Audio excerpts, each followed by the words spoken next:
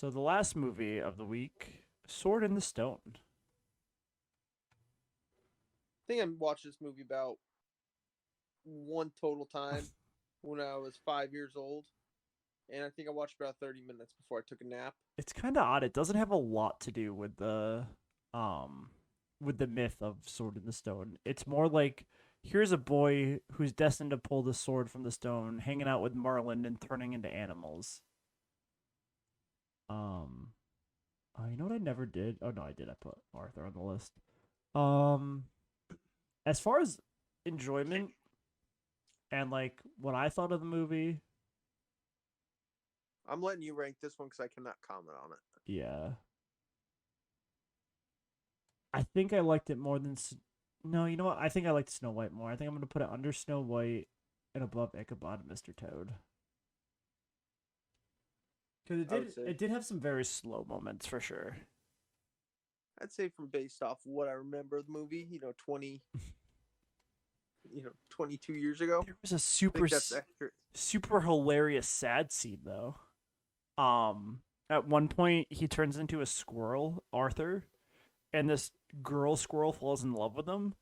And like there's like a 5 minute like she's trying to chase him, be in love with him. She won't leave him alone, and then finally Merlin turns him back into a human, and her heart shatters. She starts crying. She's heartbroken because her one true love is a human,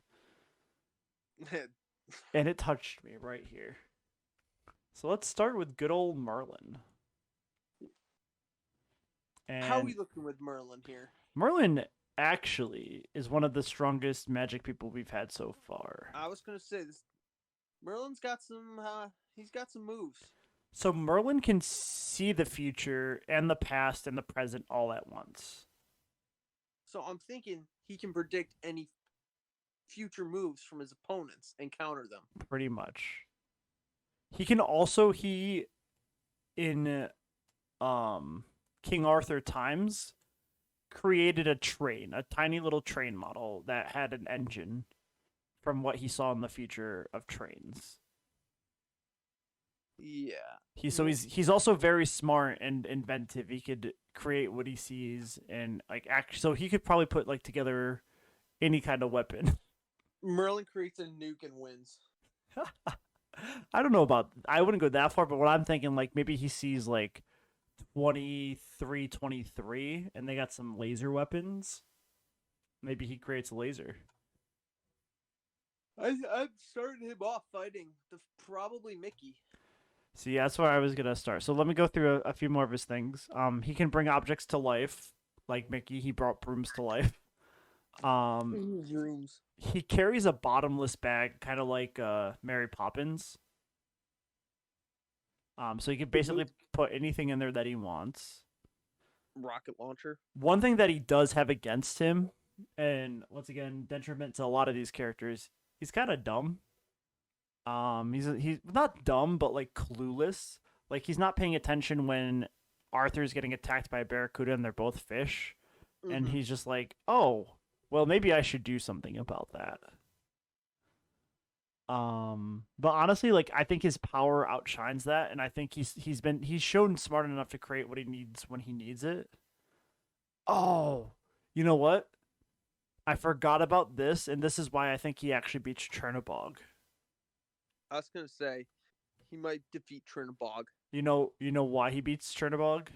Because he's better. This is the most clever thing that I've seen so far, and I think is gonna make him a super strong contender when we get to the bracket. Hit me with it. To beat Madam Mim, she turns into a dragon, he turns into a virus and goes into her body and infects her. Is Merlin COVID-19? That was my first thought for sure. But I forgot what he gave. I think he gave her the Black Plague. Oh, he gave her the Black Death. Yeah. So yeah, I'm willing to put him above Chernobog just for that. Like I know Chernobog's not like really a human, but what could he possibly do against the virus? Especially the Black Death. Right. I mean, people that killed. It wiped out like half of Europe. Yeah, so I think he's our new number one seed. For sure. I was wondering when someone was gonna knock off Trina Boggs' bum ass. I honestly didn't think anybody would, but that virus thing, man, there's really not much you can do against that. Disney pulling the Simpsons, predicting the future. Jesus. I mean, Disney writes the future probably, so. So Merlin, numero uno. All right, now we got a little owl here named Archimedes. Archimedes? I'm gonna be honest. I thought that was the owl from the Tootsie Pop commercial. Here's what he's got going for him against the bottom of this list, right? He is intelligent. He's read every book. He knows a lot of things. He's very smart. Owls naturally eat like mice, rabbits. Yeah. You know, they could even pick up a small dog and munch him down, but probably not. Also, how do you think a bird would do underwater? Not well. This bird can. I don't know if you know this. Birds are primarily not in love with water. Yeah. So he can swim, and actually, he was dragged underwater, and he swam to the top, and then just flew out, and he was fine. What kind of bird is this? Magical bird. Yeah. And he basically twisted his entire body, showing that he doesn't have any bones. Yeah, I mean, owls can turn their head like 900 degrees. So here's what I'm thinking, and just let me know what you think of this. 26. How does he defeat? Yeah, that's fair. I'm on board with it. Yeah?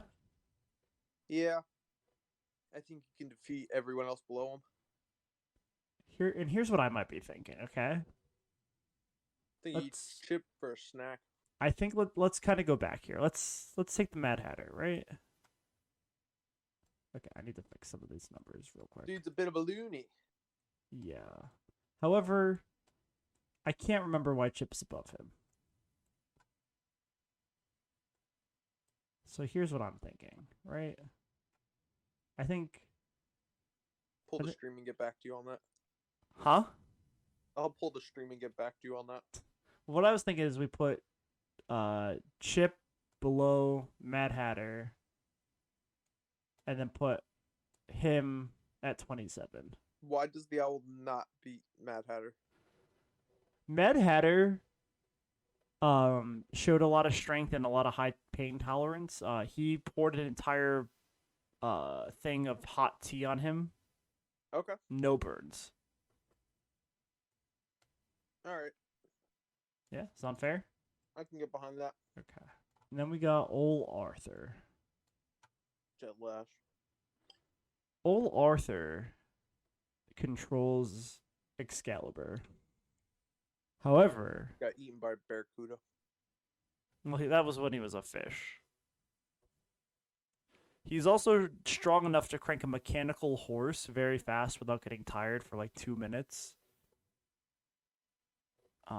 Which takes a lot of... He's shown with a lot of like cleaning and moving things that would be difficult to not get tired, and he doesn't get tired.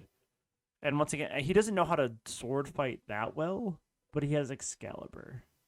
And he's got a heart of gold. Well, yeah, Heart of Gold's going to do him real well in battle.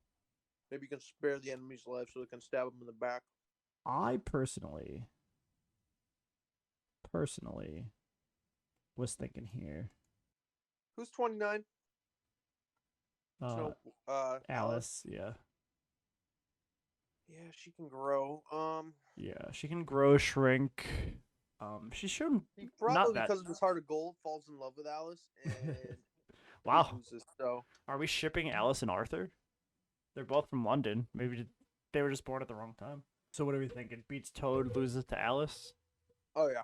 Okay. So 30? Yeah, I'd say 30. All right, I can get behind that. And gotta be a little bit of a scumbag to win. Man, this list is almost filled off. I think next week we'll have to start putting people on the bench. Uh-huh. To the bench. And then last we Mickey have... Mouse, I'm looking at you. I don't think Mickey's going to the bench. You said Timothy Mouse, but okay. Oh, Timothy Mouse, I see. I thought you said Mickey Mouse. You know, I'll talk about what I think is going to happen after we rank Madam Mim. So looking at Madam Mim, she's the villain from Sword in the Stone. Okay. So here's what she can do. She's essentially Walmart brand Maleficent. Oh, the Equate.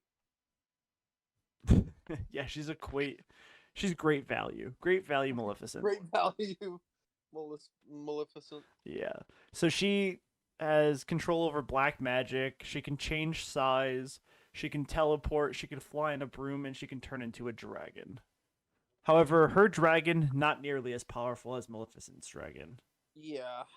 I think the real question here is, does she beat Goofy No. and Donald? Here's what I'm thinking. I'm thinking. Can Peter Pan beat her, first of all? Peter Pan, I think, can't beat her. Cannot? No, Peter Pan's basically, like I said earlier, he's basically human who can fly and is good at fighting a sword. Fair. I mean, as far as going against magic, I really don't think there's much he can do against Madame Mim. What about Cheshire Cat there? That was kind of going to be my starting point. Was going to be Cheshire Cat.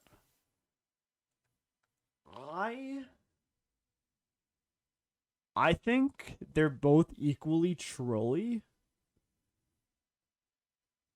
And I honestly, not equally trolly, so I think they're equally powerful, but I think Cheshire Cat would come out with his trolliness. I think Cheshire Cat wins this. That's exactly what I mean. So yeah, I'm willing to put her at number 12. Does that sit right with you? I'll be able to sleep adequately with that. Perfect.